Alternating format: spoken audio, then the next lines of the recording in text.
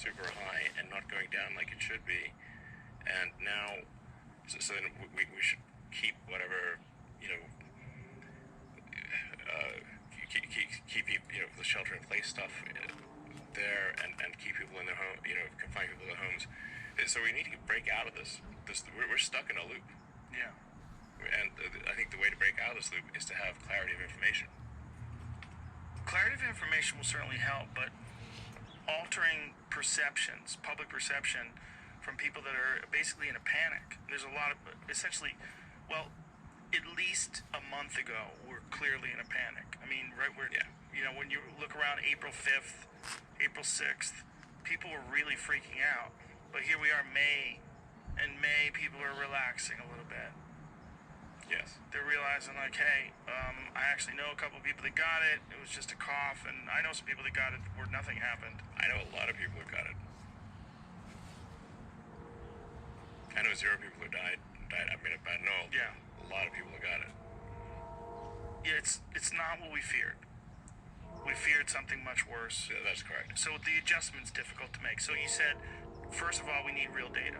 We need just parse out the data. Don't lump it all together. No. And if you give people, just parse out the data better, clearer information about, like I said, was this an actual COVID diagnosis, or was it or did they get the test and the test came back positive, or do they just have some symptoms?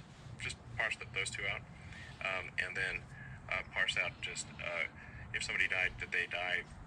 Did they even have a COVID test, or did they just have one of many symptoms? Like how do you die without weakness? I don't know. Right. It's impossible, basically. Yeah, that's a good point. If you're gonna die, you're gonna have shortness of breath, weakness, and you might cough a little. So was it quantified? What was it? Yeah, did that person did they actually have a COVID test, and the test come back positive? And then if they died, did they die where COVID was? It doesn't have to be the main cause, but it was a significant contributor to their death, or was it not a significant contributor to the death? Right. It's not as simple as just because you had COVID killed you. It's definitely not. Right. Yeah. Yeah. I mean, people die all the time, and they have like flu and other colds, and we don't say that they died of those flu and other colds. But that's what's so weird about absurd. This. It's so popular, and I use that word in a weird way, but it's so popular that we've kind of forgotten. People die of pneumonia every day. Yeah. People die of the flu didn't take a break. Oh, COVID's got this. I'm going to sit this one out. I'm going to be on the bench. I'm going to wait until COVID's done before I jump back into the game of killing people. No, the flu's still here killing people. I mean, every year in the world, several 100,000 people die directly of the flu. Yeah. Not tangentially. Right. Not every. 61,000 in this country last year. Yeah, and we're only 5% of the world. And then there's cigarettes. So, oh man, cigarettes will really kill you. That's a weird one, right? We're terrified of this disease that we're projected could potentially kill 100, if not 200,000 Americans this year, with cigarettes kill 500,000. And you don't hear a peep out of any politician.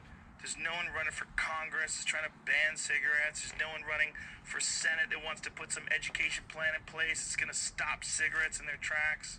Yeah, I mean, a long time, like several years ago, or maybe longer than 10 years ago, I helped make a movie called Thank You for Smoking. Oh, I saw that. Yeah.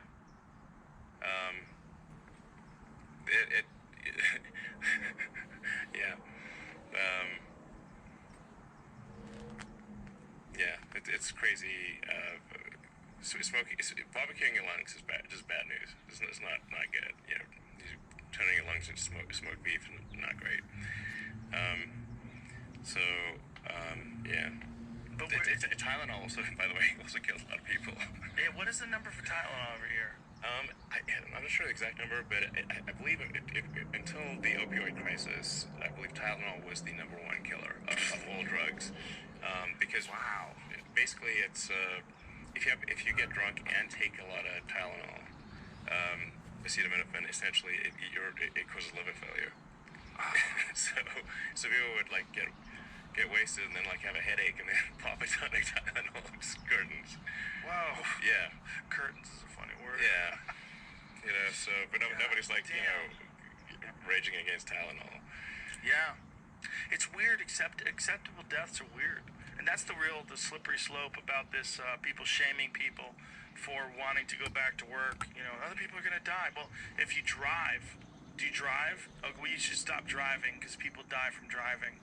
So, Right. you definitely should fill up all the swimming pools because like 50 people die every day in this country from swimming. So let's not swim anymore. And Like, what is the really dangerous? we need to chop down all the coconut Stop trees. water. Coconuts kill 150 people every year. Yes. Cut down all the coconut trees. We need those people. Yes. It's at a certain point in time. It's like, we're vulnerable, and we have a finite existence no matter what. We do. Nobody lives forever. Right. I mean, I think you want to look at, say, deaths as like but for this disease or whatever, they would have lived X number of years. Yeah. You know, so, if somebody dies when they're 20 and could have lived till 80, they lost 60 years. But if somebody dies when they're 80 and they might have lived till 81, they lost 1 year. Yes. So it's like how many life years were lost is probably the right metric to use.